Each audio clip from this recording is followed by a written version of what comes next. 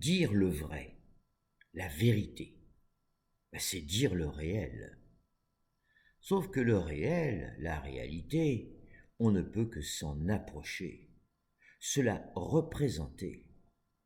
Il y a donc toujours une zone d'ombre entre le réel et sa vérité.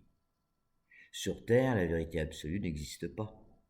Même en sciences, en mathématiques, le théorème d'incomplétude de Gödel établit que toute théorie cohérente est nécessairement incomplète, donc paradoxalement incohérente. En physique quantique, le terrain s'avère encore plus mouvant avec le principe d'indétermination d'Heisenberg. Nous avions déjà remarqué qu'elles étaient toutes deux ouvertes vers l'infini, lequel infini échappe bien évidemment à la pensée humaine, sa raison étant par essence finie. Au niveau biologique et médical, les scientifiques savent bien qu'une vérité n'est jamais définitivement établie. Dire que la maladie est une erreur de la nature s'avère loin d'être une vérité établie, bien au contraire. C'est un préjugé qui masque notre ignorance. Dans le domaine des sciences sociales, nous ne sommes déjà plus vraiment dans des vérités dites scientifiques. Quant à l'économie, c'est un monde où rien n'est vrai. Tout est une question de décision morale pour ou contre le peuple. Donc en première conclusion, on aperçoit des vérités objectives, voire scientifiques, qui voient leur force de vérité décliner au fur et à mesure que l'on descende vers des vérités plus humaines, et donc de moins en moins vraies, mais pas complètement fausses. Pour faire simple, je vous propose deux types de vérités. Les vérités scientifiques qui s'approchent au plus près du réel de la matière. Quant au réel spirituel, il existe aussi des scientifiques, depuis peu et non officiellement, mais qui travaillent sérieusement. En face, je propose des vérités vitales, à la fois objectives et subjectives, en tant que demi-vérités dont les deux facettes opposées sont tout aussi vraies. Cette catégorie se décompose en deux sous-ensembles, les vérités vitales issues du monde social, comme en politique et en économie, lesquelles se préoccupent de la santé de nos sociétés, et celles issues du monde émotionnel qui touchent directement la vie biologique, c'est-à-dire la santé au sens médical. La valeur universelle vérité demande donc une attention toute particulière.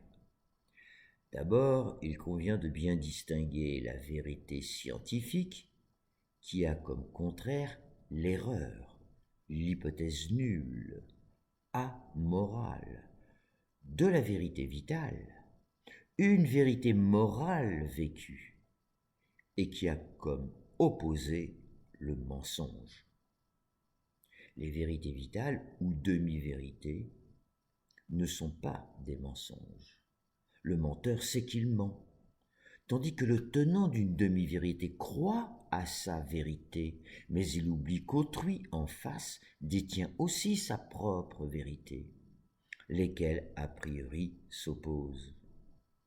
Alors que si a posteriori les deux locuteurs s'écoutaient avec bienveillance, ils finiraient par s'entendre. Par exemple, nous sommes en pleine élection municipale. Si les socialistes s'entendaient avec les insoumis pour défendre le bien commun du peuple, ils gagneraient. De même pour la droite, défendant les riches, s'entendrait s'ils s'écoutaient. Or, depuis la chute néolithique, nous avons bâti un monde de mensonges. Nous avons même traversé, dans un podcast, 2000 ans de mensonges politiques. Pire encore, aujourd'hui on parle de post-vérité, où le mensonge n'est plus un mensonge, mais la vérité. Le menteur a fini par croire à son mensonge quand les faits objectifs n'ont plus d'influence sur lui. C'est ainsi que le pouvoir médiatique toxique modèle l'opinion publique. Exemple typique. L'antisémitisme de l'extrême droite de Jean-Marie Le Pen était un fait objectif, historique, donc une vérité politique. Aujourd'hui, non seulement l'extrême droite de Marine Le Pen n'est plus antisémite, mais c'est la gauche radicale de M. Mélenchon qui est devenue antisémite, sous le prétexte qu'elle condamne le génocide de Gaza. Et ce sont des philosophes de plateau, comme Raphaël Enthoven ou Michel Onfray, qui l'affirment comme une évidence. Raphaël Enthoven va même jusqu'à prétendre que les insoumis sont antisémites à leur insu. Ils ne savent pas eux-mêmes qu'ils sont antisémites. Mais le supposé philosophe, lui, le sait pour eux. Pourquoi en sont-ils arrivés là ? Parce que quiconque dénonce le génocide de Gaza serait nécessairement antisémite. On en est même arrivé à l'idée d'une post-réalité, où Enthoven et d'autres ont déclaré qu'il n'y a jamais eu de génocide à Gaza. Autre exemple, le risque écologique et climatique n'existe plus vraiment. C'est le cas des Trumpistes et celui aussi de la France, où le combat écologique recule depuis plusieurs années. Voici une autre post-vérité qui dure, celle-ci depuis 3 siècles. Le primat de l'émotion sur la raison. La pensée officielle accuse les émotions populaires de s'opposer à la raison des sachants, qui seraient supposés détenir la vérité. Tandis qu'en réalité, il s'agit du primat de la raison sur la morale. Autrement dit, la classe dominante, posant les émotions en avant, se cache derrière la raison pour mieux masquer leur effondrement moral. Sauf qu'en réalité, les peuples comprennent bien que les dirigeants leur mentent, comme pour l'austérité récurrente. C'est dans ce sens que je dénonce le primat de la raison sur la morale, dans la mesure où la pensée politique mobilise de présupposées bonnes raisons, des mensonges déguisés en vérité, pour dissimuler des actes politiques et économiques immoraux, c'est-à-dire contre le bien commun des peuples. Nombre d'intellectuels cherchent à définir le fascisme, ses racines et les éléments historiques factuels qui pourraient laisser penser au retour d'un néo-fascisme. Mais le fascisme fait partie intégrante de la démocratie représentative, puisque les deux appliquent le même pouvoir toxique. Certes à des degrés différents, cependant de même nature. Seule la démocratie directe pratiquant le pouvoir en commun pourrait échapper à la dérive néofasciste. Or, à quoi nous conduisent la tyrannie, l'égoïsme ou le fascisme ? À exercer un pouvoir toxique tel que je l'ai défini, un pouvoir qui aliène la volonté d'autrui et donc son destin. Dire que nous naissons tous à la fois démocrates et fascistes, c'est dire que notre biologie est porteuse des deux. C'est dire que seul notre libre arbitre peut faire la différence, tant en famille qu'en peuple. Quand une pensée dogmatique infériorise la femme, c'est une posture fasciste ou tyrannique, comme on voudrait le dire. Je ne vois aucune différence ontologique entre un tyran, un autocrate, un dictateur ou un fasciste. Macron se comporte comme un fasciste, puisqu'il se pense et se voit à la tête d'un parti unique qui détient tous les pouvoirs. En 2024, il a juste monté le niveau d'un degré vers le pouvoir toxique absolu. De même, quand un homme terrorise une femme, la sienne par exemple, elle se comporte en fasciste. Vous aurez beau chercher des nuances dans les divers totalitarismes, le fond reste le même. Le processus qui bascule de l'esprit démocrate inné à celui de tyran potentiel ou autre totalitaire s'avère identique. Le libre arbitre tourne le dos à la morale vitale permanente, inverse la transcendance innée en barbarie et n'écoute plus que son mode égoïste et égocentrique. Et c'est précisément le monde de la chute avec ses trois tentations: l'appropriation illimitée, le pouvoir absolu et la gloire éternelle. Inutile d'aller chercher ailleurs les causes du fascisme, comme si c'était un épiphénomène contre nature ou hors norme ou anormal. Non, le fascisme n'est que l'expression ou l'incarnation sociale de l'égoïsme individuel. Vous ne combattrez jamais le fascisme avec de bonnes raisons, mais en éveillant la vertu altruiste. Comment? Par l'éducation. À commencer par cesser de laisser croire que l'égoïsme serait une attitude normale.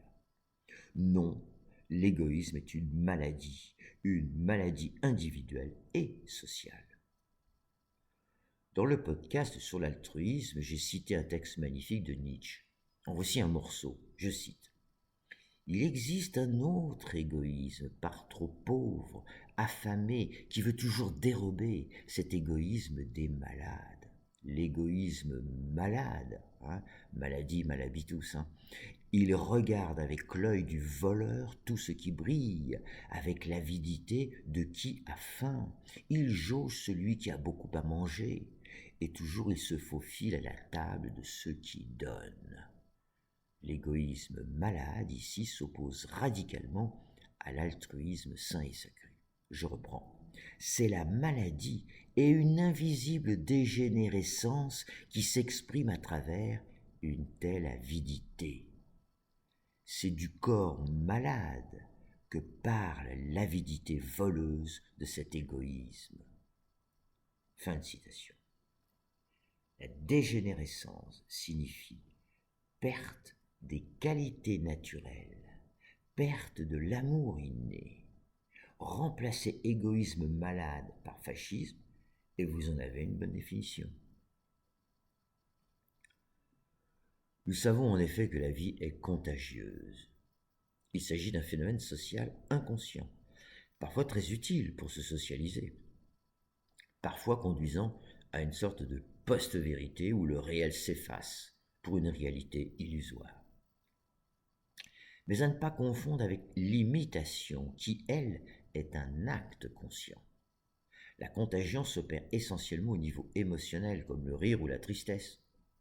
Exemple, notre indignation sociale légitime devant les dégâts cruels occasionnés par une guerre ou un attentat. Le problème survient quand cette contagion, encore une fois légitime, fera office de vérité, induisant des décisions politiques contre-productives. Par exemple, l'émotion légitime des peuples européens devant l'invasion de l'Ukraine par les Russes. Sauf qu'elle a servi, par exemple, à justifier le fait de livrer des armes aux Ukrainiens à hauteur de milliards d'euros et de dollars, ce qui n'a fait qu'alimenter inutilement une guerre sans fin. Les sanctions économiques sont du même acabit. De plus en plus de contre-vérités sont lancées et font contagion. Jadis, on parlait de cabale au sens commun. Aujourd'hui, dans le monde des réseaux sociaux et des médias, on crée le buzz en ciblant des boucs émissaires, individus ou communautés. Et ce phénomène social a pris de l'ampleur depuis quelques années. La rumeur devient vérité, puis pseudo-vérité sociale par contagion. Nous devons donc faire un effort considérable, tant au niveau personnel que collectif, dans la manière de propager les vérités. Une société dans laquelle l'information n'est plus contrôlée est une société malade, car le mensonge, même à notre insu, tue la vie.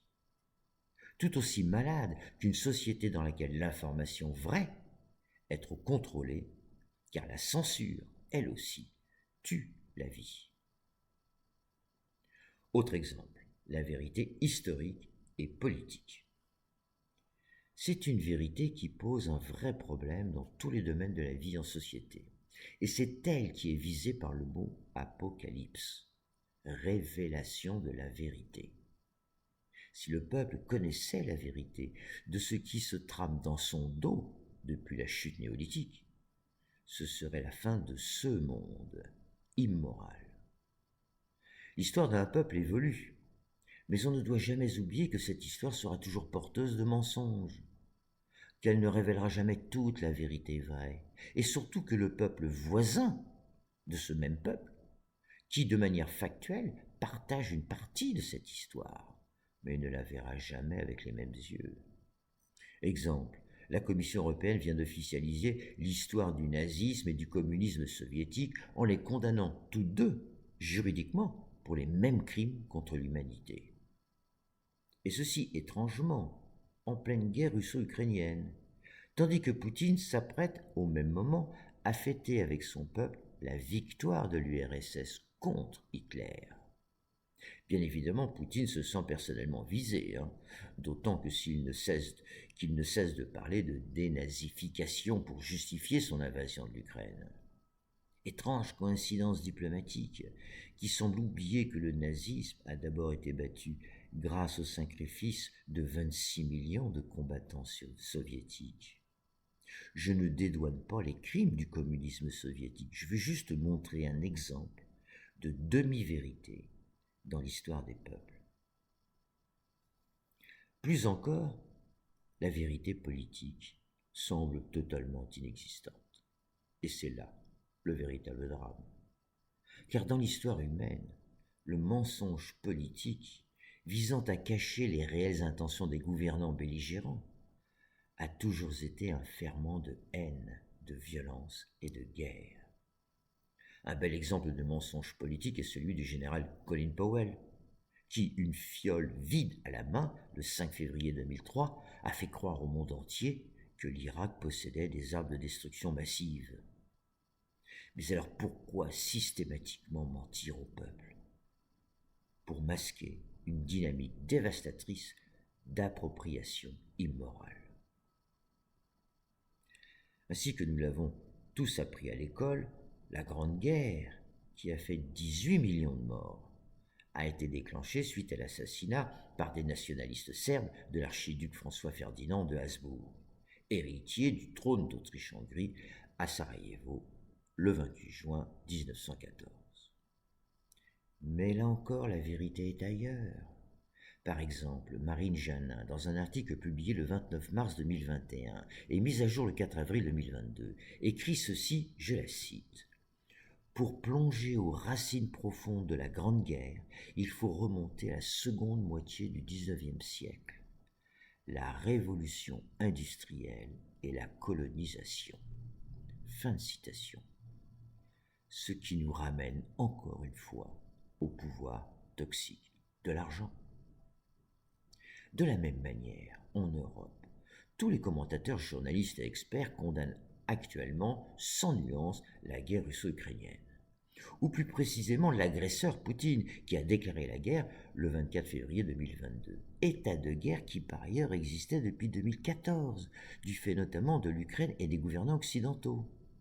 Du coup, qu'ils soient anciens diplomates ou conseillers militaires, ils condamnent tous Poutine, avant même d'expliquer les raisons profondes qui l'ont poussé à déclarer la guerre, et ceci afin de ne pas heurter la bien-pensance occidentale.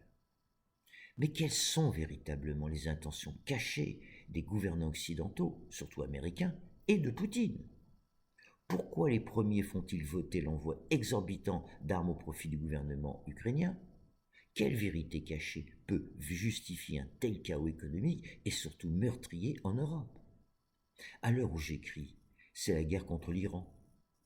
La guerre de trop, pensent certains, sans doute perdue d'avance par un Trump dépassé par les événements, et du gouvernement israélien. Pensons également aux 2 ans de mensonges durant la pandémie de Covid-19. Quelle est l'origine de cette pandémie? Naturelle ou humaine? A-t-elle été le prétexte pour qu'une élite s'enrichisse sur le dos des peuples? Et le pass sanitaire et vaccinaux? Quelles ont été leurs pertinences scientifiques? Pour la première fois, les peuples ont perdu leur confiance, pourtant indéfectible, dans les scientifiques. Et force est de constater que les mensonges les plus dangereux ne circulent pas sur Internet, mais sont proférés de façon très officielle par les gouvernements avec le soutien des médias institutionnels. Le mensonge d'État est une spécialité qui cultive le secret depuis toujours. Je vous renvoie au podcast sur la logocratie par Clément Viktorovitch. Une société ou un individu qui vit dans le mensonge s'auto-détruit. La vie en nous, biologiquement parlant, la biologie pensante, ne supporte pas le mensonge. Cependant, la question de la vérité est finalement moins importante que celle du mensonge. Ne pas connaître une vérité ne fait pas forcément de dégâts.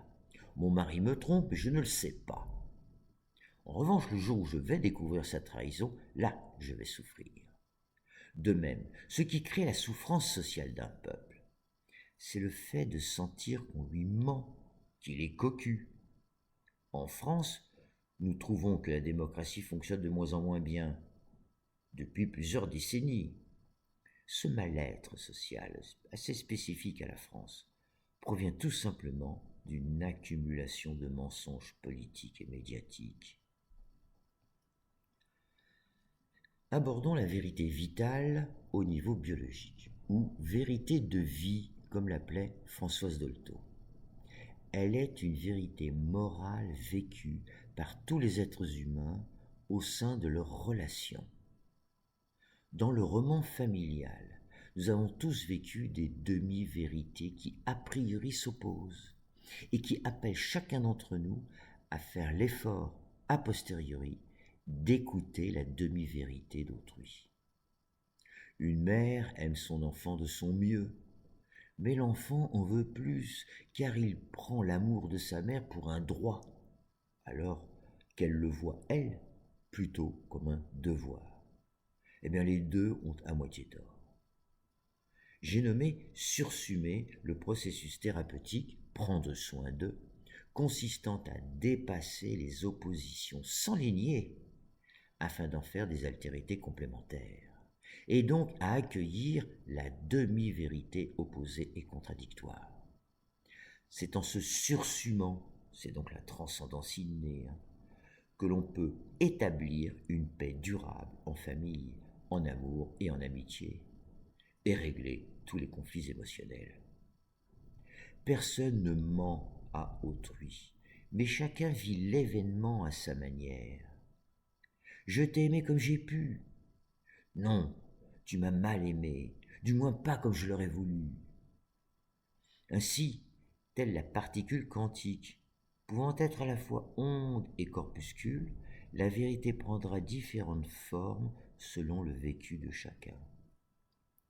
La vérité vitale demande donc un effort, une intention volontaire considérable en matière de tolérance et d'accueil de la vérité d'autrui. C'est le cas en diplomatie aussi, par exemple. Un diplomate occidental travaillant en Chine doit connaître la mentalité ainsi que les us et coutumes chinois, s'il veut éviter des malentendus, voire des conflits. Nous devrions tous donc apprendre à vivre ensemble avec nos demi-vérités, en amour, en famille, avec nos amis, mais aussi entre gouvernants et gouvernés, entre ceux de droite et ceux de gauche, etc. Une fois de plus, je ne vois pas comment produire une société sincère sans l'instauration d'une démocratie directe et spirituelle. Directe pour empêcher tout mensonge politique ou économique dans le seul but de conserver à tout prix les pouvoirs personnels des gouvernants. Le vrai pouvoir revenant enfin au peuple. Et spirituel, afin de cultiver collectivement les valeurs universelles, et notamment la valeur sincérité. Une société qui vit dans la vérité, c'est-à-dire où chacun partage ses demi-vérités, sera une société en bonne santé, morale et physique. La vie, nos vies, ne supportent pas le mensonge, une fois de plus. En revanche, la vie unique, nos vies individuelles, admet des demi-vérités dès lors qu'elles sont partagées. Et écoutons Nietzsche une dernière fois. Le saviez-vous? Une injustice partagée est déjà à moitié justice, et que celui qui peut porter la justice, que celui-là s'en charge. Fin de citation. Rappelons que le sentiment d'injustice est une attribution cognitive sur un mensonge, celui de nier le vécu moral de la victime. Bien, c'est ici que je m'arrête pour conclure le contenu de ce site, au cœur des peuples. Avec ces deux sommaires, esprit démocrate pour le côté politique et économique, mais selon notre versant spirituel, et le second titré esprit guérisseur, parce que ce sont les belles pensées qui guérissent l'âme, disait Platon. En effet, la pensée humaine guérit ou meurtrit, la vérité vitale guérit, le mensonge meurtrit, les valeurs universelles guérissent, les vices, comme le racisme, meurtrissent, la morale vitale guérit, l'immoralité meurtrit, l'altruisme guérit, l'égoïsme meurtrit. Et je pourrais ainsi décliner tous les domaines de la vie humaine. Rappelons une dernière fois que nous sommes tous nés avec l'esprit démocrate, en famille comme en peuple.